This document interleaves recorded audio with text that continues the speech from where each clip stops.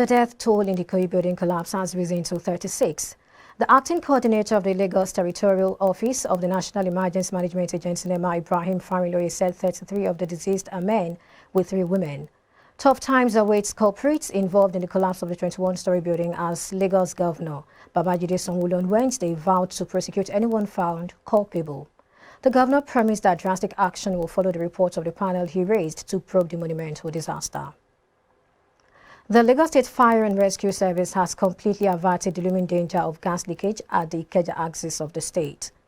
The incident, which was reported on Wednesday at 7:14 hours, occurred in front of Awolowo House, Awolowo Way, inward of Akron Avenue, Ikeja.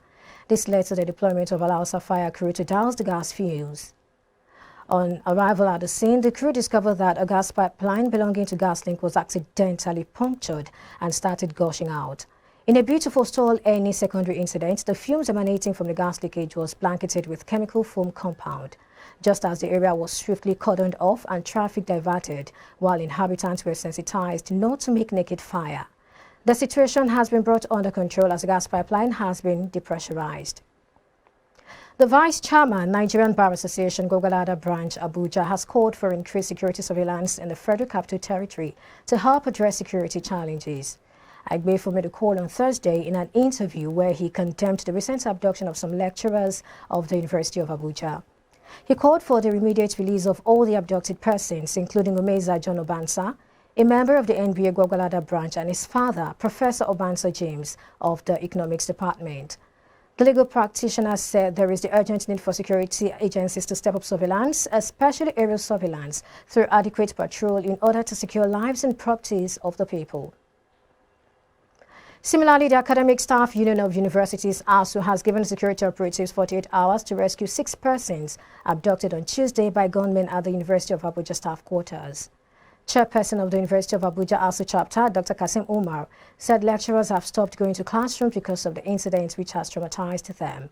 The gunmen abducted 6 persons, including 2 professors, a deputy registrar, and 3 family members during an early hour raid at the university staff quarters on Tuesday. Umar lamented that internal security in the university is overwhelmed, saying that there have been a lot of kidnappings. He noted that until recently, when fencing was embarked upon along the highway into the city center, there was no perimeter fencing from behind or sides of the university's vast land. Security operatives have reportedly killed many bandits in an aerial assault on identified bandit enclaves in Chikun Council of Kaduna State. Commissioner for Internal Security and Home Affairs Samuel Arunwa said yesterday in a statement that the bandit camps were also destroyed during the airstrike. The statement stated that another successful outing has been reported by security forces as an unspecified number of bandits were neutralized during an aerial assault on identified bandit enclaves around the boundary area with the neighboring state in Chikun local government area. The Nigerian Security and Civil Defense Corps Enugu State Command says it is deploying no fewer than 350 personnel for the forthcoming Anambra governorship election. The Anambra gubernatorial poll will be held on Saturday, November 6 under INEC supervision. The Public Relations Officer of the Command, Chief Superintendent of Corps CSC Danny Manuel, disclosed this on Thursday in Enugu. Manuel said that the command was also deploying 15 operational vehicles to ensure hitch-free movement of its personnel while carrying out their election duty in Anambra.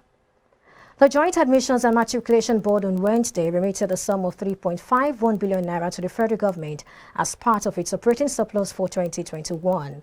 The 2021 remittance, according to a statement by the board, is in line with the registrar's avowed commitment to prudent management of public resources. The statement signed by the JAMB spokesperson, Dr. Fabian Benjamin, said probity coupled with the adoption of international best practices make for cost-effective operational processes and attendant savings to yield those humongous remittances to government coffers. He said it has been the norm rather than the exception in the last 6 years, beginning from 2016 when the Registrar of JAMB, Professor Ishak Oloyede, remitted a sum of 7 billion naira and repeated the same in subsequent years. Motorists plying the Olorunda Aba, Akobo, Ujiri, Igbo, Oloyin to Ojo area of Ibadan have commended Governor Seyi Makinde over the construction of the road leading to these areas. The motorists, who are mostly residents of the affected communities, also appealed to the governor to quickly complete the road to enhance effective vehicular movement through Akobo, Ujiri, Olorunda Aba Road, which is about 30 kilometers away from Ojo and had been in a deplorable state before now. While speaking on the level of completion of the work, the project manager, Akinola Femi, said the project, when completed, will see to the ease of movement of commuters from that area to popular Ojo Market, which also leads to Oyo Town. This road has much problem. During rainy season now, if somebody is passing here, you can be feeling your back pain because before you cross, you can see that there's one stone there. It is people that do it so that we can be enjoying driving on the road like that. The road, as they start doing it, actually we will still enjoy it a little bit. But what I can even say that if government can be able to do something that they can be able to do more than this, so that the doors will not be disturbing people.